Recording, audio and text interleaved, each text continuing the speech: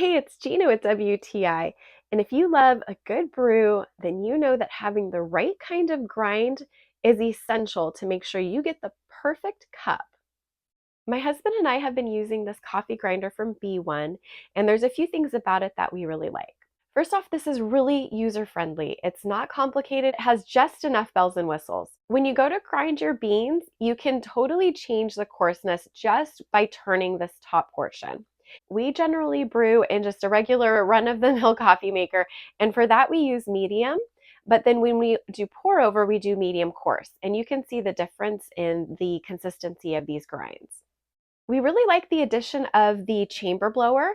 That makes it so nice because you can get out any of the grinds that might be hiding inside the burr. Changing the cup size is very easy. There's just a button that is very self-explanatory. You can choose between 1 and 10, and then you can also choose the time on how long you want it to grind. We think this is a great grinder. It's completely met our expectations and our needs, and that's our point of view.